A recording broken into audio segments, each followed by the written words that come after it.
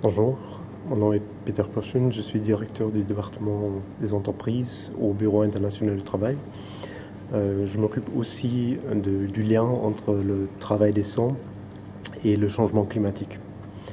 Nous travaillons sur ces questions depuis un nombre d'années et nous sommes persuadés que c'est très important ici aussi en vue de l'accord qui est cherché par la conférence des partis à Paris en décembre de cette année, d'établir clairement le lien important qui existe entre le travail décent et le changement climatique.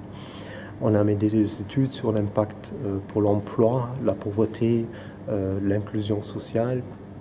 Et ces études montrent que ne pas agir vis-à-vis des changements climatiques n'est pas une option, y compris et surtout du point de vue du monde du travail. Ne pas agir va détruire à moyen terme massivement des emplois et des opportunités de survie des populations. Il y a déjà des événements qui font la démonstration, comme par exemple les Philippines où le président Hollande est actuellement en visite. Des centaines de milliers de personnes ont perdu leur base de vie, au-delà des gens qui sont morts lors des événements. On assiste à des phénomènes semblables et de manière croissante dans d'autres pays, Myanmar, le Bangladesh, les pays du Caraïbes. Donc il est très important d'agir. Si on le fait, nous pensons que pour le monde du travail, ça peut apporter des opportunités.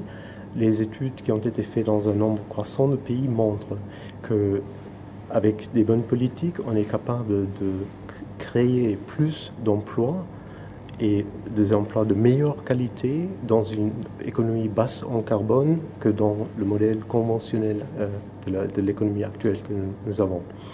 Donc ça permettrait de trouver des solutions au problème du chômage très répandu, au problème du sous-emploi, des revenus insuffisants pour beaucoup de travailleurs au monde, surtout dans le secteur de l'agriculture par exemple, d'aider à ces populations de s'adapter aux impacts du changement climatique, par exemple en créant un socle de protection sociale qui donnerait une garantie de survie à tout le monde, à toute personne au monde, y compris dans des pays qui sont très touchés par les pertes de récoltes, par exemple les agriculteurs dans les pays africains subsahariens, ou les gens affectés par des inondations, des tempêtes comme aux Philippines. Donc nous travaillons très étroitement avec les négociateurs et aussi avec la France et le Pérou comme les pays présidentes du processus pour établir ce lien, pour d'un côté mobiliser le monde du travail en appui d'un accord fort, d'un accord ambitieux et mobiliser par la suite pour la mise en œuvre de cet accord. Parce qu'un défi, c'est d'y arriver et d'avoir un accord à Paris qui tient la promesse d'adresser le problème des émissions et de réduire le réchauffement à pas plus de 2 degrés, mais par la suite, il va falloir aussi le soutenir dans les pays.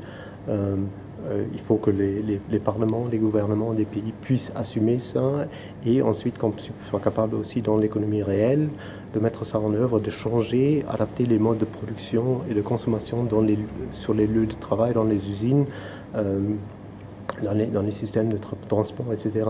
Et ça va demander